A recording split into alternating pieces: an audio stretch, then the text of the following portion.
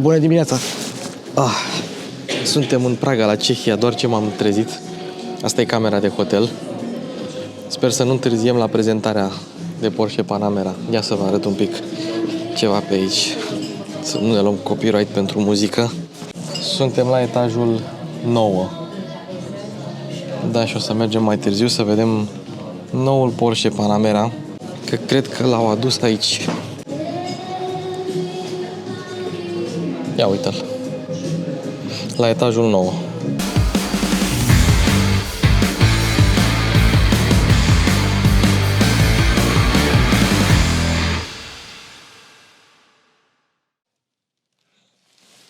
Ați văzut ce număr frumos are mașina lui Rox acum? Ei bine, și am mai luat ceva. Poate vă ajută și pe voi. Apple CarPlay, Android Auto, wireless, cu ecran. Am lipit-o pe bord pentru că acum e ilegal să mai lipești pe parbriz. Dar ea e făcută ca să o lipești pe parbriz și mai vine și cu câțiva suporți ca să montezi în altă parte. Eu am vrut să fie așa, ca să fie în linia vizuală și mi se pare că e destul de ok. Pe lângă asta mai are câteva setări. Dacă te duci la Home, ai și Apple CarPlay și Android Auto, ai și cameră de bord cu ADAS, cu sisteme de asistență, adică lane assist, îți vede pietonii, îți vede mașinile din față, face poze, video, ai absolut tot ce vrei. Fișiere, audio și setări unde poți să vezi streaming on sau off, poți să vezi video. Știu că nu e recomandat să ai în timp ce mergi, dar ai split screen, full display și îți învață obiceiurile. Se poate lega fie la priză, așa cum am făcut eu, dar o să o leg pe direct pentru că se poate lega și pe direct. Și pentru că unitatea asta audio nu are AUX, că puteai să o legi prin AUX ca să fie conectată la boxele mașinii, o să-i pun un amplificator suplimentar în spate cu adaptor ca să poată asculta muzică în timp ce merge la boxele mașinii. Și o să o leg și pe direct ca să scap de priza asta de 12V. Ce ziceți? Merită? Vă las un link în descriere. Poate vă ajută și pe voi, poate vă place. Și iată, fiecare jurnalist are cam 20 de minute cu mașina. O să încerc să vă prezint și să vă arăt toată Panamera în splendoarea ei în aceste 20 de minute. Nu știu dacă o să am ocazia să vă povestesc chiar tot, însă mașina va fi la vânzare martie 2024 și probabil o să o luăm și noi la test când o să vină în România și o să povestim un pic mai mult. Aceasta este Panamera G3, a treia generație de Panamera. După 14 ani de carieră a apărut și a treia generație, mai luxoasă, mai eficientă, mai modernă, mai tehnologizată și evident principalul punct de atracție este noua suspensie Porsche Active Ride. De fapt sunt două. În standard vine cu Porsche Active Suspension Management cu perne de aer, două camere, două supape, fiecare legată la o pompă hidraulică, dar Porsche Active Ride este suspensia opțională care poate face mult mai multe și probabil ați văzut în niște filmulețe de prezentare și o să îl rog pe Bogdan să pună pe ecran acel demo cu mașina care se mișcă pe pernele sale de aer, pe suspensia sa pe perne de aer. Ei bine, acest demo, să-i spunem așa, acest mod se poate activa doar la reprezentanță și deși arată cum muți telefonul și se mută mașina după telefon, nu este așa, e doar de show chestia aia cu telefonul, dar acel demo poate fi văzut la reprezentanță și o să facem și noi asta când o să vină mașina în România. Active Ride vine cu o singură cameră și 3 supape și este ceva revoluționar, să-i spunem așa. Ce face această suspensie? Sincer, nu știu de pe care o avem aici. Nu știu dacă avem Active Ride sau Suspension Management-ul simplu, însă ce poate să facă suspensia aia? Păi, atunci când mașina accelerează, știți că o mașină are tendința să se ducă, să se ridice de bot. Ei bine, mașina se va coborî de bot 3 grade și atunci când frânezi, tinde să se ridice spatele, se va coborî de spate vreo 3 grade. Totodată pe viraje, mașina se va înclina în interiorul virajului exact ca o motocicletă pentru a păstra mașina cât mai dreaptă și tu să nu ai senzația de ruliu. Tot felul de astfel de găselnițe și în viraje la fel, mașina va fi mult mai stabilă și va compensa pentru orice mișcare de ruliu. Și asta înseamnă că nu mai are nevoie de bare stabilizatoare. Acum hai să vedem așa mașina la exterior. Prețul în Germania va fi de 107.000 de euro cu TVA inclus, la noi va fi undeva pe acolo.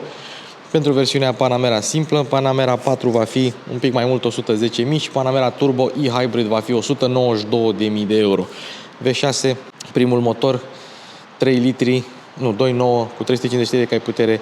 Au modificat distribuția, aprinderea, presiunea în turbină. La versiunea Turbo e-Hybrid, care a rămas V8, s-a renunțat la turbinele Twin Scroll, acum avem turbine Single Scroll, 490 de cai din motorul termic, 190 de cai putere din motorul electric, baterie 25,9 kWh, autonomie electrică până la 93 de km, încărcare 11 kW, 100 în 3,2 secunde. Asta este o Panamera, dacă nu mă înșel, o Panamera cu tracțiune spate de bază, că nu scrie 4, da.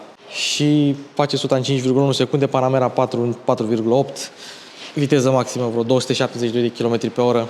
O să intrăm mai mult în pâine în momentul în care o avem și noi. Hai să vedem botul mașinii. Seamănă foarte mult cu noul Cayenne. Avem aici o priză de aer nouă deasupra numărului de matriculare. Tot ce înseamnă admisie, intrare de aer, totul a fost mărit la noua Panamera pentru a suplimenta cantitatea de aer de care mașina are nevoie. Avem aici niște LED-uri, avem farurile Matrix LED în standard, Matrix LED HD opționale cu proiectare pe asfalt, cu funcție de antiorbire, cu luminarea benzii tale. Și pe versiunile turbo avem o nouă nuanță pentru siglă. De fapt, acesta este primul model Porsche cu noua emblemă, noul Porsche Crest, cu noul design, și există pe versiunile turbo pe mașină un nou Crest în culoarea sau nuanța Turbo Night. Pe jante la fel și în spate la fel, dar și pe volan. Așa vei recunoaște un turbo față de o Panamera normală. Turbo Night. Și am impresia că și ornamentele acestea sunt tot în Turbo Night. Evident că le poți configura cum vrei tu și opțional pe turbo. De fapt, cred că standard pe turbo și opțional pe alte mașini vom avea jante center lock, dacă ai nevoie de acest lucru. Michelin Pilot Sport 5S, sau mă rog, mai nou se numesc S5, tot 5S sunt denumirea comercială. Frâne imense, ventilate pe față, evident că ventilate pe spate, drilled also. Mașina cântărește aproape de 2 tone, deci are nevoie de frâne consistente. 5 metri în versiunea standard, 5,2 metri în versiunea executive. Arată mult mai angular, mult mai agresiv, mai modern, să-i spunem așa. Nu se știe dacă aceasta va fi ultima Panamera, dar se știe că se va renunța la versiunea Sport Turismo. Mașina este un pic mai mare, un pic mai lată. Ia să vedem. Aici avem niște fante destul de false. Am și pornit-o pentru că ne-au rugat cei de la Porsche. Așa se aude evacuarea la relanti. Nu e neapărat pornire la rece, pentru că au mai fost alți jurnaliști înaintea mea, dar și-a făcut un mic cold start. Acela a fost cold start-ul și o să rămânem cu mașina pornită. Dacă toți suntem aici, hai să aprindem și să deschidem și portbagajul. Încăpător spațios. Bine, știm că toată lumea își dorește un Cayenne și cumpără Cayenne dacă vrea mașină de familie, dar Panamera rămâne Grand Tourer-ul suprem în gama Porsche, dacă este să o luăm așa. Bine, eu tot 911 aș lua dacă ar fi să mă întrebați pe mine. Sunt multe detalii și făcând-o one take s-ar putea să mai uit din aceste lucruri. Ia stai un pic să vedem. Avem soft close. Avem soft close la mașină.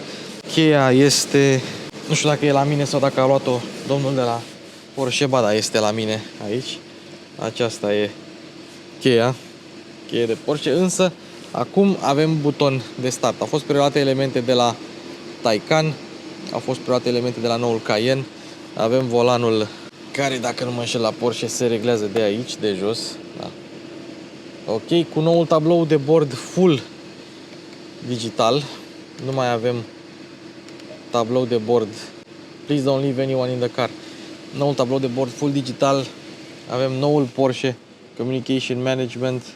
Noul Communication Management și am fi avut și un ecran acolo suplimentar însă mașina nu este echipată cu acesta, mașina de față. Schimbătorul de viteze a fost mutat aici. Știu că e un pic greu cu lumina pentru că avem lumină de acolo. Scaunele, evident vor exista mai multe versiuni de scaune reglabile electric cu memorie, vor avea și masaj, vor avea și încălzire, vor avea și ventilație. Luminile ambientale sunt integrate un pic mai subtil decât la alte branduri, ceea ce din punctul meu de vedere este ok. Vom avea sistem de sonorizare Burmester sau Bose, s-ar putea să pună și versiunea Bose, așa cum obișnuiește Porsche. Ce este interesant este că la Apple CarPlay acum vei putea integra funcțiile Porsche funcțiile aplicației My Porsche App și vei putea să controlezi anumite funcții cu ajutorul lui Siri. Această integrare Porsche cu Apple CarPlay este primul pas, să-i spunem așa, la noul CarPlay care va ocupa tot ce înseamnă ecran în interiorul mașinii. Evident că avem navigație, evident că avem funcții ale mașinii și, ia să vedem, Drive Mode, Normal, Sport, Sport Plus, Chassis, Sport Plus Level, că poți să ridici sau să cobori mașina. Curios dacă putem să facem asta acum. Totodată Porsche, cred că trebuie ușa închisă, Porsche Active Ride va permite, uite acum se lasă, ar trebui să vedem, ok, și acum hai să o ridicăm. Porsche Active Ride va avea o funcție de Comfort Access și în momentul în care tu intri, tu deschizi ușa, mașina se ridică 5,5 cm, vum, în jumătate de secundă, ca să îți poată oferi ție un acces mult mai facil. Ia să vedem. Dacă acum ar trebui să urce. După ce închizi ușa, ia urcă. Acum este doar o demonstrație de ridicare a mașinii, nu e această funcție, că e motorul pornit. Această funcție merge doar cu motorul oprit. Oglinzile aerodinamice, al treilea geam. De fapt, avem mai multe geamuri. Este primul, al doilea, al treilea, al patrulea și al cincelea și sunt curios dacă putem să ridicăm eleronul. Nu avem eleronul acela din două sau, mă rog, trei bucăți, dar cred că s-ar putea să-l pornim. Sport Exhaust System, ia să-l activăm. Oh, se simte deja. Și Spoiler Extend, deci o să mergem în spate. Function not available. Sunt curios de ce, ia să vedem. Dacă trecem pe Sport Plus, Function not available. Curios de ce. Dacă închid ușa, o merge? Da, deci Function not available. Hai să auzim totuși. De aici se deschide ușa. Hai să auzim totuși evacuarea.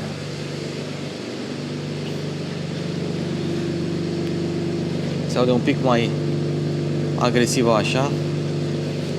Și o să las microfonul aici, o să turăm un pic mașina ca să...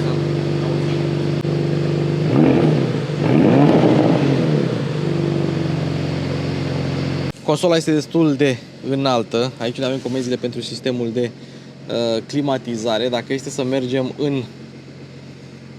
la funcțiile mașinii, mergem la Climate.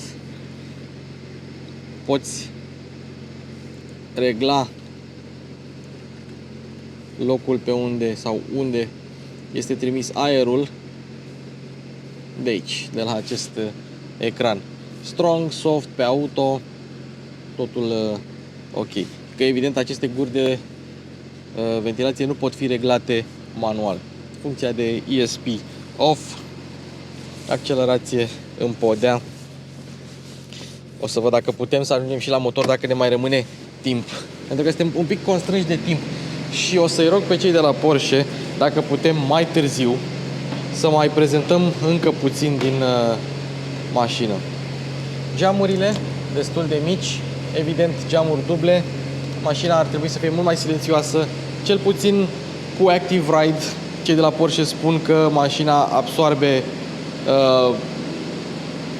dâmburile, absorbe gropile, absorbe denivelările exact ca un Rolls-Royce și că acesta este cel mai confortabil Porsche făcut vreodată.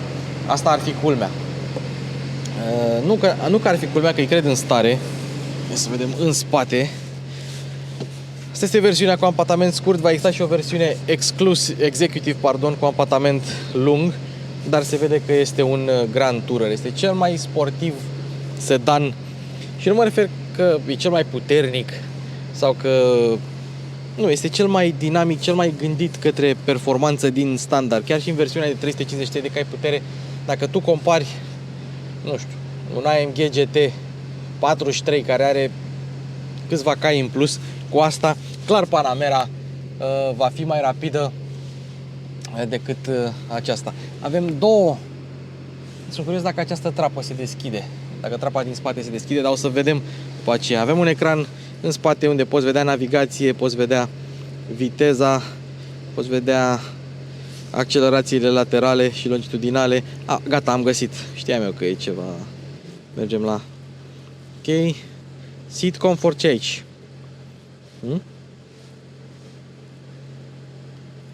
Uite, mergem aici și deschidem această trapă din spate.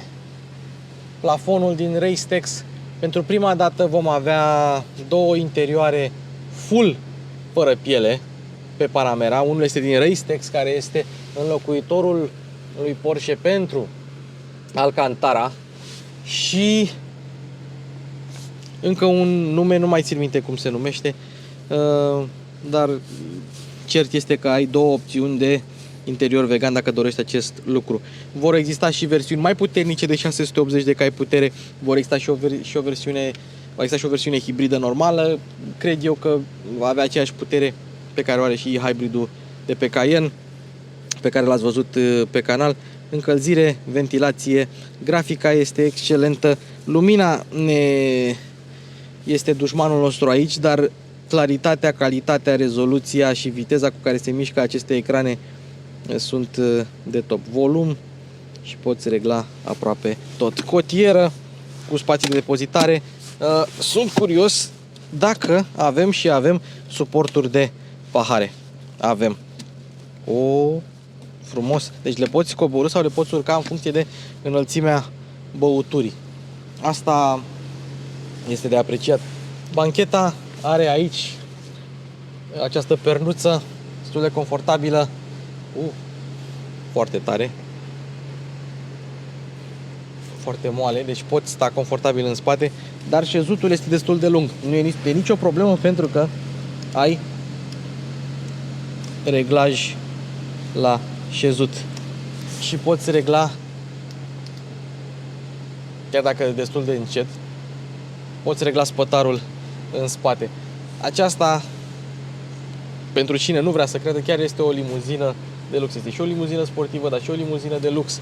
Și da, nu ai banchetă rabatabilă, pentru că ai aceste scaune electrice. Și da, asta e destul de confortabil. Ai chiar și plăsuțe aici să spui diverse obiecte, guri de ventilație.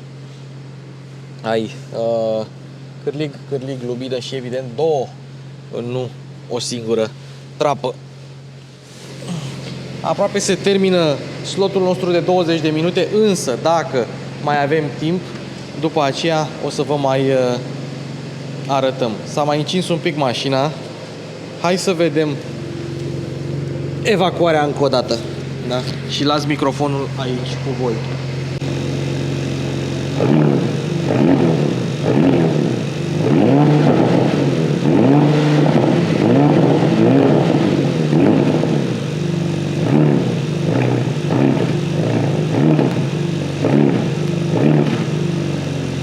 Cum s-a auzit?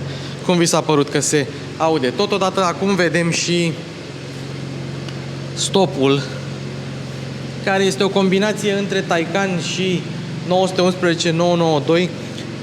Aceste stopuri pot fi negre, dacă vrei, de la Porsche Exclusive Manufacture. Sunt peste 1000 de opțiuni diferite la Porsche Exclusive Manufacture pentru această mașină. 1000. Deci dacă ai banii și timpul necesare, vei putea foarte ușor să-ți configurezi mașina pe bunul plac. Acesta este căpăcelul. Nu știu exact care va fi cantitatea rezervorului, probabil că este făcută publică. Oricum, nu contează. Mai încercăm o dată aileronul să vedem dacă se ridică. Dacă nu, O să-i rog pe cei de la Porsche mai târziu să mai dea 5-10 minute cu mașina. Ia să vedem. Sports Exhaust System. Cred că este într-un mod din acesta de prezentare mașina. Evident avem pachetul Sport Chrono, avem butonul Sport Response, modurile de rulare, ceea ce n-am văzut eu, deci Normal, Sport și Sport Plus. N-avem Eco, n-avem alte moduri. Dar ce n-am văzut eu, și aici chiar trebuie văzut, dacă avem turometru. Sunt sigur că avem cumva, dar uite, Night Vision-ul, your attention is still required. Și acesta este un mod mai subtil. Sport Plus, hai să mergem înapoi la ceasuri. Sistemele de asistență, uite turometru, aici este, în centru. Ai atât de multe moduri încât îți este greu să le prinzi pe toate în doar 20 de minute. Pentru a fi un jurnalist corect, trebuie să predau ștafeta altor jurnaliști, însă e posibil ca acest clip să se lungească cu câteva minute dacă ne mai lasă cei de la Porsche puțin mai târziu și o să pot să vă mai spun și alte detalii despre mașină. Și voiam să vă spun acum, ia să vedem dacă pot să-l spun acum repede până nu. Toate mașinile moderne trebuie să aibă de acum încolo sistem de avertizare la depășirea vitezei de circulație, vitezei legale. Și cei de la Porsche pot dezactiva asta folosind butonul Joker de aici. Îl poți programa astfel încât să o dezactivezi. Dacă vei cumpăra o mașină 2024, model 2024 sau nouă, orice intră în producție de acum încolo va avea acest sistem, trebuie dezactivată această funcție de limitare a vitezei. Și prin Porsche InnoDrive vei putea să faci ca mașina să nu depășească limita de viteză. Deci dacă ești prin Germania sau Austria, unde limitele sunt drastice, pui pe Porsche InnoDrive și mașina va reduce viteza sau va crește viteza la cea legală în funcție de cum mergi. Ceea ce înseamnă că nu va trebui niciodată să fii atent la vitezometru. Hai că am mai prins câteva secunde cu mașina. Am deschis capota în stil 911, foarte subțire, sau mă rog, foarte îngustă și se deschide la un unghi foarte mare. Motorul este strâns împachetat aici, vă dați seama că aici trebuie să încapă și V8-ul. Acum, motorul electric la versiunile hibride va fi integrat în cutia de viteze PDK cu dublu ambreiaj și 8 trepte de viteză, ceea ce le permite să pună mai mult cuplu pe mașină. Versiunea Turbo e-Hybrid va avea 930 Nm, pentru că motorul este integrat direct în transmisie și este răcit cu ulei. Este o transmisie mult mai rezistentă, ar trebui, sau ar spune ei, și duce până la 1000 Nm, ceea ce înseamnă că vom vedea o versiune și mai puternică a lui Panamera. Ce am uitat să spun, evident, direcție integrală opțională pe noul Panamera. Dacă ți alegi farurile Matrix LED HD, știu că am mai vorbit despre ele, dar am uitat să spunem că au 32.000 de pixeli în fiecare far. Vă dați seama cât costă unul. Chiar sunt curios. Și ele pot bate până la 600 de metri. Acum ai parcare automată pe Panamera și nu trebuie neapărat să fii în mașină. Poți efectiv să o parchezi din telefon. De fapt, tot ea parchează singură, doar că tu monitorizezi parcarea din aplicația telefonică. Având în vedere cât de mare este mașina, probabil că pe unii oameni o să îi ajute acest lucru. Am conectat CarPlay-ul la mașină. Acesta este primul telefon conectat pe Panamera aceasta. Prima dată când este conectat un telefon pe această Panamera. Cel puțin aici la eveniment. Mai voiam să vă spun apropo de Apple CarPlay și de Android Auto. De fapt, asta e partea interesantă, că dacă ai Apple CarPlay, poți să conectezi luminile ambientale, climatizarea și masajul de la scaune direct din CarPlay. Nu mai trebuie, bine, trebuie să ai funcțiile My Porsche App activate ca să poți să integrezi în Apple CarPlay. Dar poți să controlezi aceste funcții din CarPlay sau cu Siri și poți să-i spui: Hey Siri, make the ambient lighting red. Ceea ce e foarte tare. Abia aștept să apară noul Apple CarPlay. Deci, noul Apple CarPlay a apărut deja de vreo 2 ani. CarPlay-ul care poate fi integrat în toată mașina, însă niciun producător nu a lansat o mașină cu acest sistem. Pentru că este foarte complicat și trebuie să programezi în softul mașinii acest lucru. Mașina vine și cu un filtru de particule fine, dar și cu un sistem de climatizare pe bază de GPS. În momentul în care intri într-un tunel sau dacă intri la mall, la promenada, va intra automat recircularea automată și astfel vei avea aer curat în mașină. Pentru că în parcările subterane și în tunel se adună mai multe particule, mai multe noxe și atunci această Panamera te va ține mereu proaspăt la interior, să-i spunem așa. Cam atât din Praga, de la Porsche Panamera. Așteptăm anul 2024 să putem să o și conducem. Și încheiem cu această priveliște frumoasă de la etajul 9 din Praga și cu head-up display-ul care are și turometru. Și nu vezi multe mașini care să aibă și acest turometru. Hai să vă arăt și priveliștea. Deci pe aici se intră mașina. Apartamentul în care noi stăm aici costă 2 milioane de euro și vine cu garaj pentru mașină.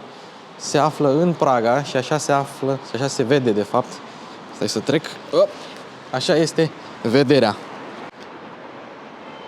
2 milioane de euro și 100.000 mașina. Mă rog, între 107.000 și 200 și ceva de mii. Gata, v-am pupat, Panamera e în spate. Mulțumesc că vă uitați la mine. Vă mulțumesc că am atins 80.000 de abonați. Fără voi, eu n-aș putea să fac chestiile astea. Și pentru asta vă mulțumesc. V-am la suflet. Vă pup. Mașini cu Luci Popa se încheie.